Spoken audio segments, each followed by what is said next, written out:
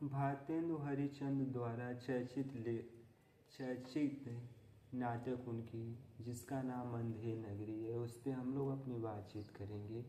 परीक्षा के दृष्टिकोण से देखा जाए तो यह अत्यंत महत्वपूर्ण नाटकों में से एक है, क्योंकि हर बार यहाँ से 1 या 2 प्रश्न पूछे जाते हैं। अंधेर नगरी नाटक अपने आप में एक छोटा सा नाटक है, लेकिन प्रश्न की जो पुनरावृत्ति है, इसमें से प्रायः 2 प्रश्न पूछे जाने की संभावना हर बार रहती है। हम मूल टेक्स्ट का पाठ नहीं करेंगे, जहाँ से प्रश्न पूछे जाने की संभावना प्रबल है, उन पे हम लोग बातचीत करेंगे। अंधेर नगरी नाटक अपने आप में देखा जाए तो व्यंग्य शैली में लिखी गई उस समय की जो सामाजिक, सांस्कृतिक और जो न्याय व्यवस्था संबंधित मान्यताएं थीं, उस पे प्रहसन के माध्यम से यानी कि व्यंग्य शैली के माध्यम से कटाक्ष किया गया है। भारतेंदु हरिश्चंद्र की जो मौलिक नाटक है, जिसका प्रकाशन वर्ष यानी कि अंधेर नगरी का प्रकाशन वर्ष 1981 ईस्वी में हुआ। अंधेर नगरी नाटक मुख्यतः देखा जाए तो 6 अंकों में, अंक का आशय है कि जब कोई नाटक लिखा जाता तो वह अंकों में यानी कि कई दृश्यों में उसको विभाजित किया जाता है। ठीक उसी प्रकार से अंधेर नगरी मुख्यतः 6 दृश्यों से संबंधित यानी कि दृश्य को बढ़ते क्रम में लगाते हुए प्रायः प्रश्न कई बार पूछे जा चुके हैं, इसको ध्यान से देखेंगे। यानी कि अंधेर नगरी मुख्यतः 6 दृश्यों में विभाजित है, या 6 दृश्य, या यूँ कहें कि 6 अंकों में यह विभाजित नाटक है। पहला जो दृश्य है या पहला जो अंक है, उसे बाह्य प्रयत्न नाम दिया गया है, यानी कि पहले अंक को बाह्य प्रयत्न। दूसरा जो है दृश्य, उसका नाम बाजार। तीसरा जो दृश्य है वह जंगल। चौथे नंबर पे जो दृश्य है वह राज्यसभा। 5वें नंबर पे जो दृश्य है वह आर्यण है, और आखिरी में जो दृश्य है वह शमशान है। पुनः एक बार देख लेंगे कि जब नाटक शुरू हो रही है तो शुरुआती जो दृश्य है उसे बाह्य प्रयत्न कहा गया है। दूसरा दृश्य बाजार, तीसरा दृश्य जंगल, और जो चौथा दृश्य है वह राज्यसभा है। 5वां दृश्य आर्यन, और 6वां दृश्य जो जहाँ पे नाटक समाप्त हो रही वह शमशान है। अब हम एक एक दृश्य पे जहाँ से प्रमुख प्रश्न पूछे जाने की संभावना है उस पे हम लोग अपनी बातचीत करेंगे। पहले दृश्य में देखा जाए तो प्रायः महंत और गोवर्धन दास, और गोवर्धन दास के साथ साथ उसके जो एक और चेले हैं जिसे प्रायः नारायण दास कहा जाता है, यानी कि महंत दास और इनके 2 चेले प्रायः वंदना कर रहे हैं। बाह्य प्रयत्न जो पहला दृश्य है उसमें यह वंदना करके शुरुआत में पूरा सब मिलके गीत गाते हैं कि राम भजो राम भजो राम भजो भाई, राम के भजे से गनिक तर गई, यानी कि राम भजो सब भाई, राम के भजे से तनिक तर गई, राम के भजे से सिद्ध गति पाई, राम के नाम से काम बने सम, राम के यानी कि राम के भजन बिनु सबही नसाई, राम के नाम से दोनों नयन बिनु सूरदास भय कवि कुल राई, राम भजो भाई राम भजो, राम के नाम से घास जंगल की तुलसी भय भज रघुराई। यानी कि पहले दृश्य में महंत और उनके 2 जो चेले हैं गोवर्धन दास और नारायण दास, वह प्रायः वंदना कर रहे हैं। उसके बाद महंत दास पुनः जब पहला दृश्य समाप्त हो रहा है तो उसमें पुनः महंत दास लोभ के बारे में समझाते हुए अपने दोनों जो चेले हैं उसको कहते हैं कि लोभ पाप का मूल्य है, यानी कि लालच ही अनेक कारणों से उत्पन्न होता है, यानी कि लोभ के वशीभूत मनुष्य अनेक अनैतिक काम करते हैं। लोभ मिटावे मान, यानी कि लोभ की वजह से मनुष्य की जो अपनी बनी बनाई प्राण प्रतिष्ठा है उसको भी वह धूमिल कर देती। लोभ कभी नहीं कीजिए यूँ मैं नरक निदान, यानी कि लोभ हमें कभी नहीं करना चाहिए। लोभ या लालच के वशीभूत से मनुष्य का जो अपना सम्मान है वह सब कुछ खो देता और उसके बाद वह उसका नरक जाना तय है। इसको महंत दास यानी कि लोभ को समझाते हुए अपने शब्द को श्लोक के माध्यम, जिसे प्रायः दोहा के माध्यम से वह अपने दोनों चेलों को समझाते हुए कहते हैं, लोभ पाप का मूल्य है, लोभ मिटावे मान, लोभ कभी ना कीजिए या मैं नरक निदान। पहला हमने दृश्य देखा, उस दृश्य में शुरू में महंत दास, पहले दृश्य का नाम बाह्य प्रयत्न है। उसमें शुरुआती में महंत दास और उनके दो चेले मिलकर ईश्वर की वंदना कर रहे हैं। उसके बाद जैसे ही दृश्य समाप्त होने को है उसमें आखिरी में प्रायः महंत दास लोभ यानी कि पहले ही दृश्य में बाह्य प्रयत्न में ही लोभ के दौरान होने वाले नुकसान को वह अपने शिष्यों को समझाते हैं। यहाँ पे पहला दृश्य समाप्त होता है। अब दूसरे हम दृश्य में पहुँच रहे हैं जिसका नाम बाजार है। बाजार में देखा जाए तो विभिन्न प्रकार के दुकानदार या विभिन्न प्रकार के व्यापारी अपने सामान बेच रहे हैं। इसमें देखा जाए तो बाजार में जो पात्रों को यानी कि जो भी पात्र हैं उनके आने के क्रम, यानी कि कौन से पात्र दूसरे अंक यानी कि बाजार में आए और आने के क्रम से संबंधित कौन से पात्र बाजार में अपना सामान पहले बेच रहे हैं जिक्र हुआ, वहाँ से प्रश्न पूछे जा सकते हैं। तो सबसे पहले हम देखेंगे बाजार में कबाब वाला घासीराम, कबाब वाला घासीराम, नारंगी वाला हलवाई, कुंडली वाला। उसके बाद हम देखेंगे कि मुगल, पाचक वाला, मछली वाला, जात वाला, बनिया वाला। यानी कि बाजार में विभिन्न प्रकार के जो पात्र आ रहे हैं वह व्यंग्यात्मक शैली में अपना सामान बेचते हैं। तो पुनः इस में देखा जाए तो अंधेर नगरी नाटक में जो विभिन्न पात्र आ रहे हैं उस पात्रों में सबसे पहले बाजार में कबाब वाला, घासीराम, नारंगी वाला, हलवाई, मुगल वाला, पाचक वाला, उसके मछली वाले, जात वाले विभिन्न प्रकार के पात्र इस बाजार में अपने सामान को बेच रहे हैं। इस बाजार के माध्यम से प्रायः भारतेंदु हरिश्चंद्र ने जो तत्कालीन वेश्या थी यानी कि तत्कालीन जो वेश्या है उसको जिक्र करें घासी राम के माध्यम से, यानी कि बाजार में जो घासी राम है उसके माध्यम से प्रायः भारतेंदु हरिश्चंद्र ने तत्कालीन जो वेश्या है उसका उन्होंने जिक्र कर रहे हैं। घासी राम जो चना बेच रहा है, चना यानी कि जोरे गरम से वह गीत की शैली में वह चना बेच रहा है। और इस नाटक के माध्यम से काशी की जो तत्कालीन प्रसिद्ध वेश्या है उसके बारे में जिक्र किया गया है घासी राम के माध्यम से। नारंगी वाले सिलहट, रामबार, आनंद अनेक प्रकार के सामान बेच रहे हैं, जबकि हलवाई वाले विभिन्न प्रकार के लड्डू, मिठाई या मिठान से संबंधित सामान बेच रही है। कुंडली वाले विभिन्न प्रकार की सब्जी, धनिया, पालक, सोया इत्यादि को वह बेच रही है।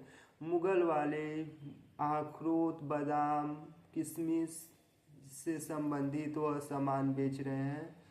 और चूरन वाले व्यंग्यात्मक शैली में वह चूरन बेच रहा और कह रहा है कि चूरन जो साहेब लोग खाते हैं सारा कानून हजम कर जाते हैं।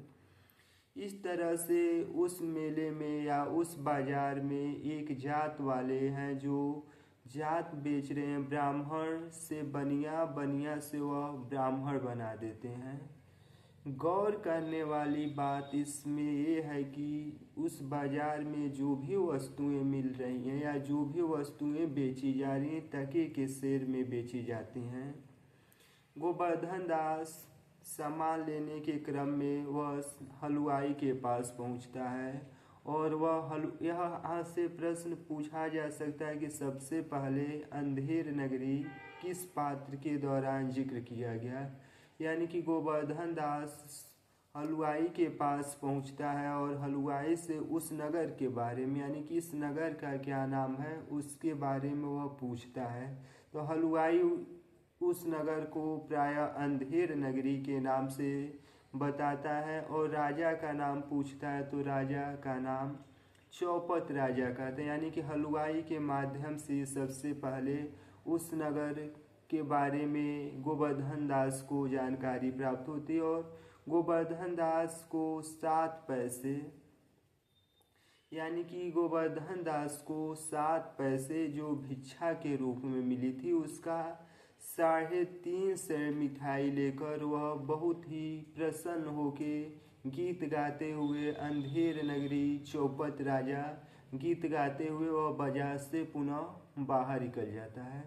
मुख्य बात इसमें यह है कि उसको भिक्षा के रूप में 7 पैसे मिले थे और वह उन पैसों का वह 3.5 सेर मिठाई लेकर आता है। इसके साथ साथ जो तात्कालीन वेश्या टोकी मैना है उसका घासी राम पात्र के दौरान जिक्र हुआ। इसके साथ साथ एक महत्वपूर्ण और बिंदु ये बनता है कि इस नगर का नाम सबसे पहले देखा जाए तो हलवाई ने बताया था। यहाँ पे जाके दूसरा जो दृश्य या दूसरा अंक है वह नाटक का समाप्त होता है। अब पुनः तीसरे दृश्य में हम लोग प्रवेश करेंगे जिसका नाम जंगल है। यानी कि बाजार से भिक्षा मिलने के उपरांत वह बाजार से मिठाई लेकर गोवर्धन दास जंगल की तरह गीत गाते हुए वह वापस आता है और वहाँ पे महंत और नारायण दास उपस्थित हैं। पुनः महंत के दौरान पूछे जाने पे कि इतना सारा मिठाई कहाँ से मिला तो गोवर्धन दास जो भी इसके पहले की घटनाएं थी उसको उन्होंने बताया।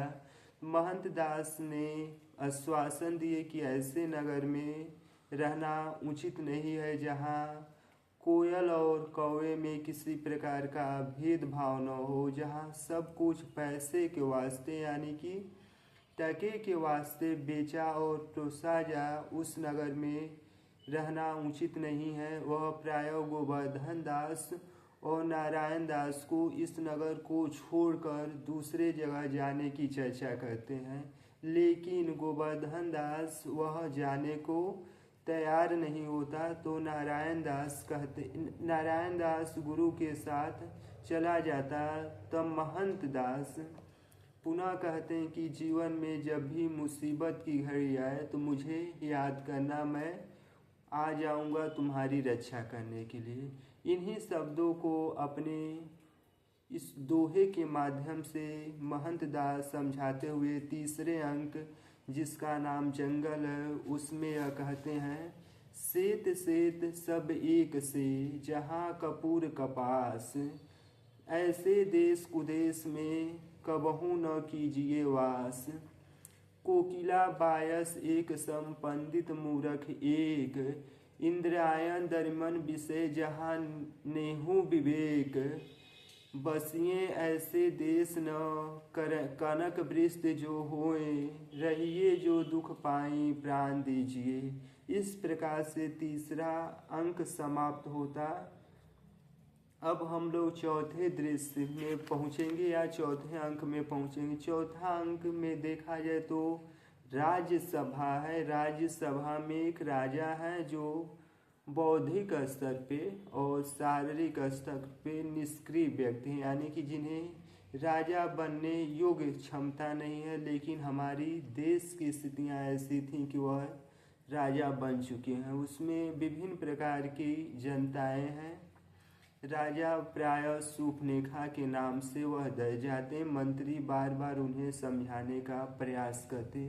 तभी एक फरियादी आता और वह कहता कि जो कल्लू बनिया नामक एक पात्र है, उसका दीवार गिरने से, यानी कि वो कल्लू बनिया की दीवार गिरने से बकरी दब के मर गई। इसी के व्यंग में राजा अकर्मक और विवेकहीन होने की वजह से वह न्याय देते हैं और न्याय के रूप में जो अपराध नहीं किए उनको अपराध घोषित करने का प्रयास करते हैं, यानी कि दंड जो अपराध नहीं किया है उसको देते हैं।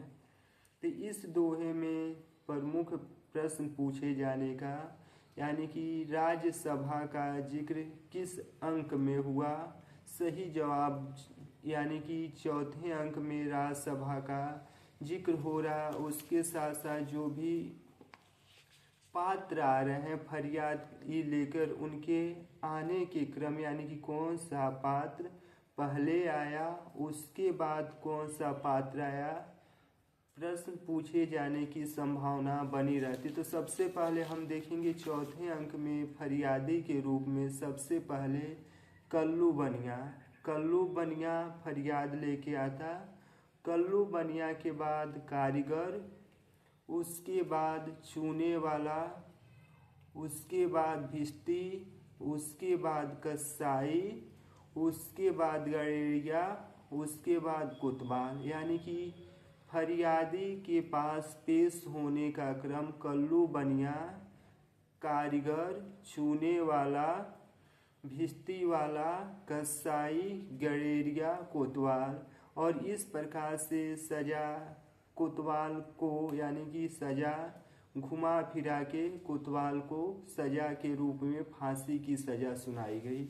यहीं पे जाके जो चौथा दृश्य है वह समाप्त हो जाता है। अब हम पांचवें दृश्य पे आएंगे जिसका नाम अरण्य है। अरण्य वहाँ पे जो गोवर्धन दास जंगल में है वह बैठ के खूब खा के मोटा हो चुका है और वह आनंद से प्रसन्न होके गीत को प्रायः वह गाता है। पांचवें दृश्य का नाम अरण्य है। जो भी इसमें गायन शैली है सब गोवर्धन दास के द्वारा गाई गई है।